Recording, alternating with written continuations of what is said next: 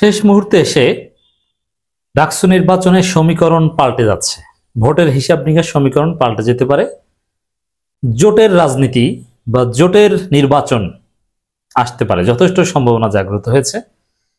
দর্শক, ডাকসু নির্বাচনের মেরুকরণ যে পর্যন্ত এসেছে তাতে ছাত্রদল পুরোপুরি ফ্লপ, যে তার সামান্যতম সম্ভাবনা নেই। বাকসাস বিশেষ করে আব্দুল কাদের একদম জয় বাংলা, মানে টপ 5 এর মধ্যেও নাই আব্দুল কাদের। যা ছিল ওই তুহিন খানের বুদ্ধিতে ছাত্রলীগের পক্ষ নিয়ে আব্দুল কাদের আম সালা সব হারিয়েছে। অথচ আব্দুল কাদের একটা ভালো পটেনশিয়াল একটা অবস্থা ছিল। এই পর্যায়ে এসে বিএনপি অথবা এনসিপির নেতারা দেখছে যে অবস্থা খারাপ, এখানে শিবির জিতে যাবে। এক্ষেত্রে একটা কমন প্রিন্সিপাল যেটা নিয়ে অনেকবার আলোচনা করেছি, শিবির ঠেকাও অ্যাট এনি কস্ট। শিবির ঠেকাতে নির্বাচন ঠেকানোর সব ধরনের চেষ্টা করেছে। এ বিষয়ে অনেক গোপন তথ্য ফাঁস হয়েছে। তারেক রহমান নিজে ডাকসু নির্বাচন ঠেকাতে চেয়েছে। আমি দায়িত্ব নিয়ে বলছি, চ্যালেঞ্জ দিয়ে বলছি, ইটস 100% ট্রু। আমি গোপন ভেতরে অনেক খবর জানি।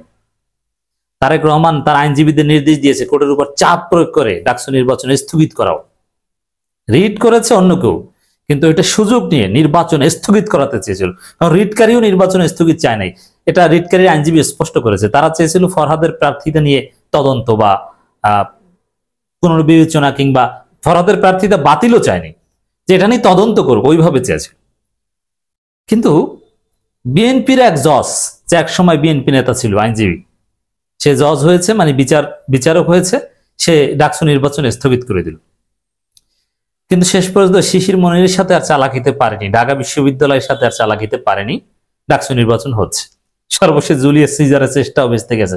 কোর্ট এইসব রিট ফিট শুনবেই না। এটা রিটই হয় না, এই বিষয়ে, এই প্রশ্নে রিট হয় না, কার্যতালিকা থেকে বাদ। এখন কি করবে? যে না, ঢাকা বিশ্ববিদ্যালয় তো শিবিরের জয় জয়কর, বিশেষ করে নারী শিক্ষার্থীদের কাছে শিবির ক্রাশ। নারী শিক্ষার্থীরা সিদ্ধান্ত নিয়েছে অধিকাংশ যে শিবিরকে তারা ভোট দিবে। কোনো অপপ্রচারে কাজ হচ্ছে না, কত অপপ্রচার। এরপর এসে এখন শিবির ঠেকাতে জোটের চেষ্টা করছে। বাকসাস, আব্দুল কাদের এবং ছাত্রদল, এদের মধ্যে জোট হতে পারে, এ বিষয়ে লন্ডনে আলাপ আলোচনা চলছে। এক্ষেত্রে প্রথমে আলোচনাটা ছিল এরকম, বাকসাসকে ভিপি পদ ছেড়ে দেওয়া হবে আর ছাত্রদলকে আরো বাকি অনেকগুলো পদ দিবে। কিন্তু পরবর্তীতে যখন দেখা গেল যে না, আব্দুল কাদের অবস্থা খারাপ, আব্দুল কাদের একদম হিসাবের মধ্যেও নাই, টপ 5-এও নাই, এরপরে লন্ডনে আলোচনা চলছে। আসলে ওহি আসে লন্ডন থেকে ওহি আসতে পারে। লন্ডন থেকে অলরেডি ইঙ্গিত দেওয়া হয়েছে যে তোমরা দেখো বাকসাসের সাথে জোট করতে পারো কিনা, আলাপ আলোচনা করো। এটা লন্ডনের ওহি। সে ওহির ফলে ওহির তাসির শুরু হয়ে গেছে। আমি আসছি সেদিকে। এখন যখন দেখা গেল যে আব্দুল কাদের অবস্থা একদম খারাপ, ফার্স্ট, সেকেন্ড, থার্ড এগুলোর মধ্যে থাকলে না তার সাথে জোট করা যায়, বা তাকে সেকেন্ড থেকে ফার্স্ট বানিয়ে দেওয়া যায়, বা থার্ড থেকে ফার্স্ট বানিয়ে দেওয়া যায়। কিন্তু আব্দুল কাদের অবস্থা একদম খারাপ, একদম পচে গলে গেছে। এই জায়গায় এখন আলাপ আলোচনা এরকম যে ভিপি পদটা ছাত্রদলকে ছেড়ে দিবে, আর জিএস, এজিএস বা এরকম একটা দুইটা ভিপি যাকে দিবে অন্য দল, সাপোজ ভিপি যদি ছাত্রদল পায় তাহলে জিএস, এজিএস দুইটাই বাকসাসকে দিবে। এরকম একটা সমীকরণে জোটের আলাপ আলোচনা চলছে পর্দার অন্তরালে, এবং লন্ডন থেকে এ বিষয়ে কিছুটা ওহি এসেছে, আমরা তথ্য পেয়েছি। এদিকে ছাত্রদলের ভিতরে অনেক জটিলতা। ছাত্রদলের যে 5টা গ্রুপ ঢাকা বিশ্ববিদ্যালয়ে, আরো কিছু সাব গ্রুপ আছে অঞ্চল ভিত্তিক, বরিশাল, সিলেট, নানান চট্টগ্রাম ভিত্তিক গ্রুপ। তাতে ছাত্রদলের যারা নমিনেশন পেয়েছে তাদেরকে ছাত্রদলের অধিকাংশ গ্রুপ হেল্প করছে না। তারা চায় না যে এরা বিজয়ী হোক, তাহলে ছাত্রদলের ওই অংশের রাজনৈতিক ভবিষ্যৎ শেষ। এত বছর হাসিনা জুলুম নির্যাতন স্বীকার করেও ক্যারিয়ার বিসর্জন দিয়ে, জীবন যৌবন বিসর্জন দিয়ে ছাত্রদল করলো, বুইরা হয়ে গেছে, দাঁত টাত নড়ে, তারপরও ছাত্রদল করছে। কিন্তু যদি ছাত্রদলের প্যানেল জিতে তাহলে ছাত্রদলের সেই বৃদ্ধ নেতাদের ক্যারিয়ার শেষ। তরুণ নেতারা এমনিতেই ছাত্রদলের মূল ফ্রন্টে চলে আসবে, তারা আর খাবারই পাবে না। এই কারণে ছাত্রদল চায় না যে ছাত্রদলের প্যানেল জিতুক, দিস ইজ রিয়ালিটি। তারপরও জোট করে নানান সমীকরণ করার চেষ্টা চলছে। লন্ডন থেকে ওহির পর ছাত্রদলের সভাপতি রাকিবুল ইসলাম রাকিবের ফেসবুক পোস্ট, কাদের তোমাকে কথা দিচ্ছি, বাবার। অথচ এই এনসিপির সাথে বিএনপির কি ফাইট, এনসিপি বিএনপি সম্পূর্ণ উল্টো রাজনীতিতে।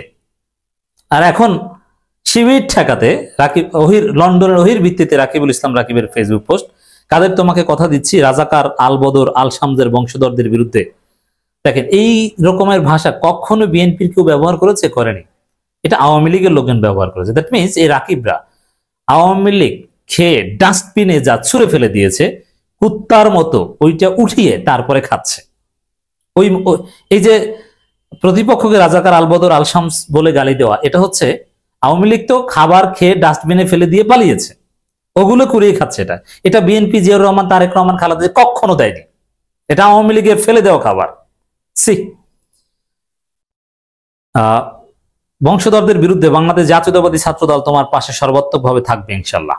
আল বদর বাহিনীর কমান্ডারদের, এটা কিন্তু একটা ধর্মের প্রতি এক ধরনের অবমাননা। আল বদর এটা একটা বিশুদ্ধ পরিভাষা, এটা ইসলামের ইতিহাসের সাথে ওতপ্রোতভাবে জড়িত।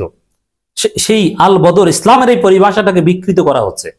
মানে ওরা কিচ্ছু পারে না, কোনো ব্রেইন নাই। একটা জামাতকে একটা গালি দিবে, তাও আওয়ামী লীগেরটা দিতে হয়। আল বদর বাহিনীর কমান্ডারদের আসল চরিত্র উন্মোচিত হয়েছে। সাইবার বুলিং এর জন্য প্রশিক্ষিত শিবিরের নেতাকর্মী, গুপ্ত বাহিনী সমর্থক, সাথীবৃন্দ, জনশক্তি দ্বারা শুধুমাত্র সচেতন নারী নেতৃত্বই নয়, বিরোধী মতাদর্শের সবাই ধারাবাহিকভাবে আক্রান্ত হচ্ছে। এদের চিহ্নিতপূর্বক বিচারের আওতায় নিয়ে আসতেই হবে, সেই দাবি করছি। সময়ের পরিক্রমায় অপরাধীদের বিচার শুনেছি। এই ছাত্রদল বিএনপি থাকবে না, বাংলাদেশের রাজনীতি থেকে হারিয়ে যাবে, এটা আমি বেশ আগেই প্রেডিকশন করেছি। আল বদর বাহিনীর মাধ্যমে এরা নাকি তরুণ প্রজন্মকে ইসলামী নৈতিকতা শেখাবে, তার নমুনা ছাত্র সমাজ প্রতিনিয়ত প্রত্যাখ্যা করছে। এই লন্ডনের ওহির সাথে প্রথম আলো নিউজ জুড়ে দিয়েছে, ডাকসুতে জেতা লাগবে না, কেবল বেঁচে থাকতে চাই, আব্দুল কাদেরের এই ফেসবুক পোস্ট। এই শিবিরের সাবেক সাথে আব্দুল কাদের এখন ছাত্রদলে প্রিয় হয়েছে, অথচ এনসিপি বিএনপি ফাটাফাটি। এনসিপি পিআর চায়, বিএনপি পিআর চায় না। এনসিপি নতুন সংবিধান চায়, নতুন সংবিধানের কথা শুনলেই বিএনপি হার্ট ফেল করে। এনসিপি আগে স্থানীয় সরকার নির্বাচন চায়, আর স্থানীয় সরকার নির্বাচন জায়েজই নাই, রাজাকাররা স্বাধীনতা বিরোধীরা চায়, অ্যাকর্ডিং টু বিএনপি। তো এই পরিস্থিতিতে এনসিপির ছাত্র সংগঠন বাকসাস আর বিএনপি জোট, এটা জোট চেষ্টা, এটা জোটের প্রস্তাব। এই রাকিবের এই বক্তব্য আরো একটা ফেসবুক পোস্ট দিয়েছে, রাজাকারদের বংশধরদের আসল চরিত্র উন্মোচিত। মানে এর মাধ্যমে এই বাকসাসের সাথে কার্যত জোটের প্রস্তাব দিয়েছে ছাত্রদল। এখন এই বাকসাস এরা তো লেজুর ভিত্তিক, এরা তো আর স্বাধীনভাবে সিদ্ধান্ত নিতে পারে না। কিন্তু শিবিরের ঢাকা বিশ্ববিদ্যালয়ের কোন সিদ্ধান্ত জামাতের কোন নেতা চাপিয়ে দেওয়ার সাহসই পায় না। শিবির ঢাকা বিশ্ববিদ্যালয় শাখা মোটেও লেজুর ভিত্তিক না, অন্য শাখা থাকলে থাকুক, জেলা শাখাগুলো হতে পারে, অস্বীকার করছি না। কিন্তু ঢাকা বিশ্ববিদ্যালয় শিবির কশ্চিন কালো জামাতের লেজুর ভিত্তিক ছিল না, এখনো না। এমনকি ঢাকা বিশ্ববিদ্যালয় শিবির কাদের পরামর্শ নেয় জানেন? এটা শিবিরের যে উদারতা তার একটা প্রমাণ। ঢাকা বিশ্ববিদ্যালয় শিবিরের সাবেক সভাপতি এখন এবি পার্টি, প্রয়োজনে তার পরামর্শ নেয়। আপ বাংলাদেশ তার পরামর্শ নেয়, কিন্তু জামাতের কাছে জিজ্ঞেস করে না যে কি করতে হবে। ঢাবি শিবির ঢাবির বাইরে যায় না, কারণ ঢাবির খবর যারা ঢাবিতে পড়ে নাই, ঢাবির নেতা ছিল না, তারা জানে না। এই জন্য জামাতের আমিরের কাছেও এটা জিজ্ঞেস করে না। কিন্তু এই বাকসাস এনসিপির সিদ্ধান্ত ছাড়া কোনো সিদ্ধান্ত নিতে পারবে না। এখন এই বাকসাস যদি ছাত্রদলের সাথে জোটে আসে, শেষ মুহূর্তে হিসেব নিকেশ পাল্টে দেয়, তাতে দেখা যাবে যে এনসিপির ভবিষ্যৎ একদম জয় বাংলা হয়ে যাবে, এনসিপির কোনো রাজনীতি থাকবে না। তবে এই দৃষ্টিতে আশা করি ছাত্রদল বাকসাস জোটে আসবে না, আশা কঠিন হয়ে যাবে। আর যদি আসে তাহলে এনসিপি শেষ, এদের এতদিনের যে চাওয়াটা ওগুলো শেষ, জয় বাংলা। আর দ্বিতীয় কথা হচ্ছে, এইসব জোট টোট করে হয়তোবা অল্প কিছু ভোট বাড়বে, কিন্তু শিবিরের বিজয় কিছুতেই ঠেকানো যাবে না। Mind it, right it down.